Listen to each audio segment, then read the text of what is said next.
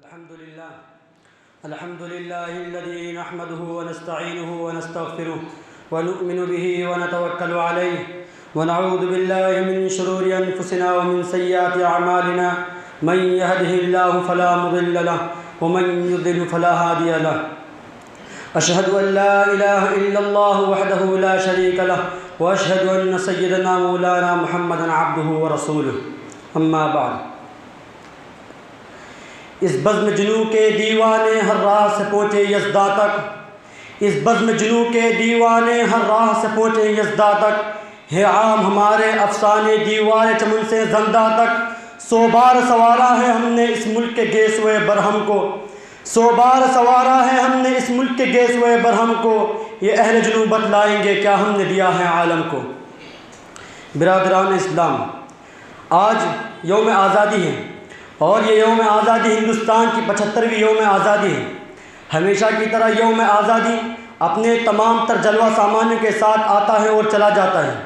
Programme کیے جاتے ہیں، بچوں میں مٹھائیاں تقسیم کی جاتی ہیں اور اسکولوں اور کالجوں میں روایتی طور پر پرچم لہرایا جاتا ہے۔ افسوس تو اس بات پر ہے کہ پرچم لہرایا جاتا ہے، راشٹر گیت پڑھا جاتا ہے اور بس ختم ہو جاتا ہے۔ مجھے بتاؤ کہ یوم آزادی کا سورج صرف آدھے گھنٹے کے لیے طلوع ہوتا ہے؟ نہیں میرے بھائیوں، ہمیں جاننے کی ضرورت ہے اس دن کے لیے علماء نے کیا کیا قربانی دی۔ برادران اسلام،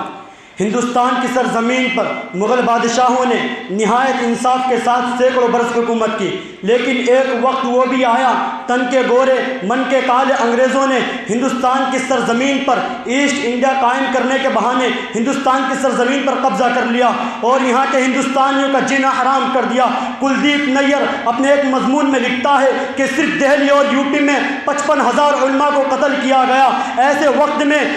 وقت میں سب سے پہلے انگریزوں کے خلاف فتویٰ دینے والے شخص شاہ عبدالعزیز محدث رحمۃ اللہ علیہ تھے۔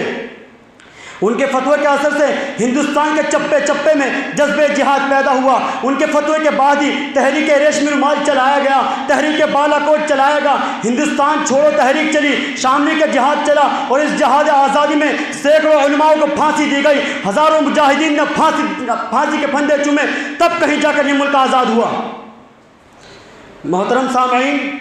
ہندوستان کی سرزمین پر ایک وقت وہ بھی آیا کہ مسلمانوں نے اور ہندوؤں نے ایک ہی پلیٹ میں مل کر کھانا کھایا اور اپنے اتحاد و اتفاق کا مظاہرہ کیا۔ جب انگریزوں نے اس اتحاد و اتفاق کے مظاہرے کو دیکھا تو انہوں نے محسوس کر لیا کہ ہندوستان کی سرزمین پر اب حکومت کرنا آسان نہیں، وہ ظالم انگریز 7 سمندر پار بھاگنے پر مجبور ہو گئے۔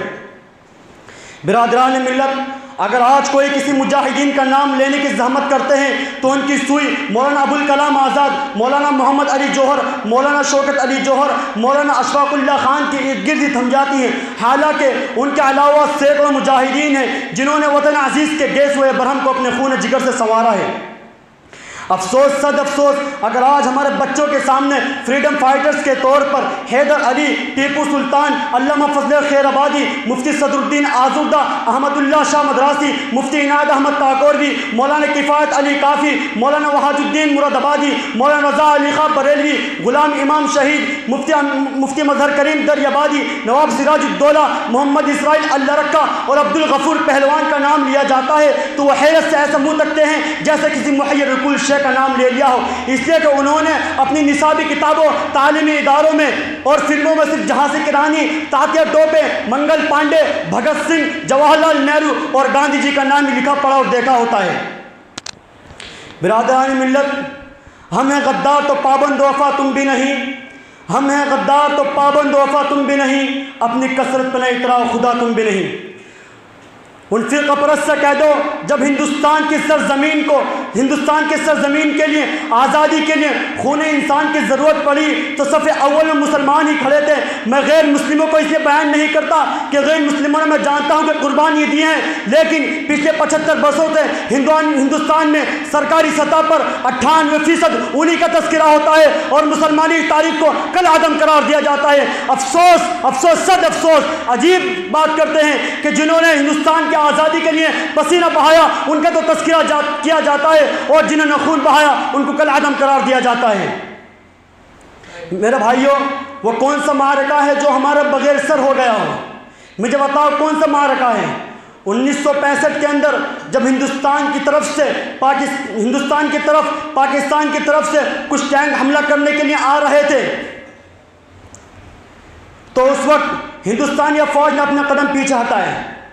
تو اس وقت ایک پاکستانی فوجی نے کہا آج شام کی چائے ہم دلی پر قبضہ کر کے پئیں گے. تو اسی وقت عبدالحمید نامی ایک مسلمان کھڑا ہوتا ہے اور پاکستانی آج ٹینکوں کو تباہ و برباد کر دیتا ہے. آخرکار لاکھوں انسانوں کے قتل ہونے کے بعد، لاکھوں عورتوں کی عصمت دری کے بعد، بے شمار بچوں کے یتیم ہونے کے بعد، کلی طور پر 190% اور جزوی طور پر 90% غلام رہنے کے بعد 15 اگست 1947 میں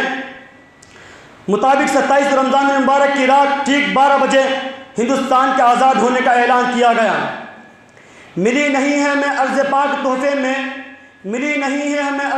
تحفے میں جو لاکھوں دیپ بجھے ہیں تو یہ چراغ جلا ہے. وآخر دعوانا الحمدللہ رب العالمین.